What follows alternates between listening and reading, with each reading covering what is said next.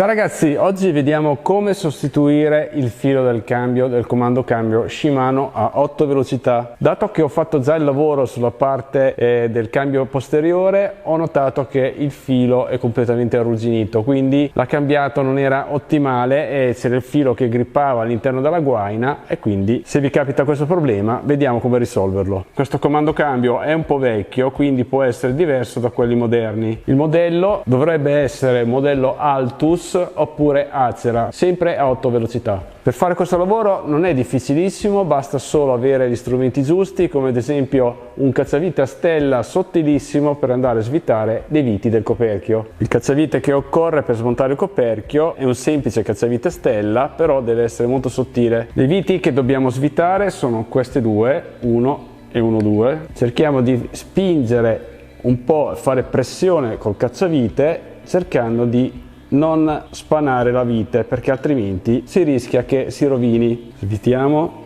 questa è venuta, ok, e facciamo anche l'altra. Ok, ora tiriamo via il coperchio e come vedete la testa del filo è abbastanza nascosto. Se io premo sul comando cambio lo troviamo in una posizione dove è più facile estrarlo. Il comando cambio sinistro comanda il deragliatore anteriore, quindi adesso andiamo ad allentare con una semplice chiave esagonale da 5 il filo. Teniamo duro il comando cambio con un dito, così, e allentiamo. Ok. Sotto il telaio troviamo una guida per i fili, quindi adesso per sfilare il filo occorre togliere il cappuccio oppure tagliare direttamente il filo. Io in questo caso lo taglio perché è tutto rovinato e arrugginito, quindi bisogna sostituirlo. Bene, a questo punto sfiliamo la guaina dal telaio, così. Come vedete il filo è completamente arrugginito.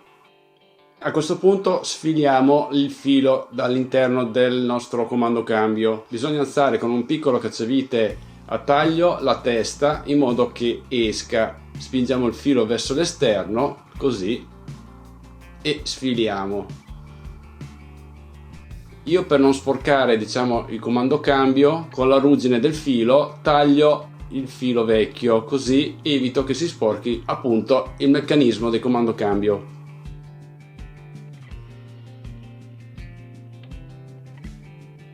Io riutilizzo la vecchia guaina perché mi sembra in buone condizioni, però se io tolgo il cappuccio potete vedere che la guaina è sfilacciata in testa, quindi il mio consiglio è rimuoverlo con delle trunchesi in modo da togliere questo problema, anche per migliorare la precisione di cambiata.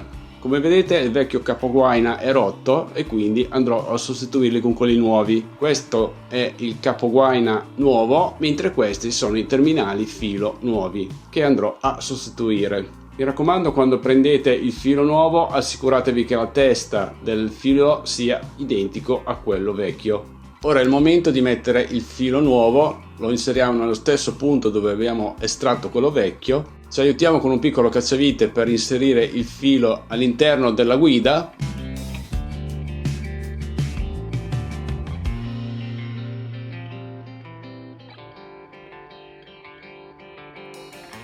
E a questo punto, dato che ci siamo, diamo una leggera lubrificata con un olio specifico di lubrificazione. A questo punto possiamo richiudere il nostro coperchio. Per lubrificare il cavo utilizzo del grasso al litio per evitare che faccia di nuovo la ruggine e inserisco la guaina. Ora faccio passare il filo all'interno del registro. Il registro ve lo consiglio di avvitarlo tutto in modo da avere più corsa per regolare la tensione del cavo.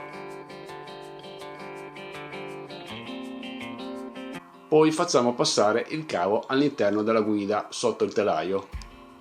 Per il deragliatore anteriore si trova sulla sinistra da sopra la bici. Ok. Fissiamo il nostro filo, lo teniamo in tensione, assicuratevi che il comando cambio sia nella posizione con la marcia più leggera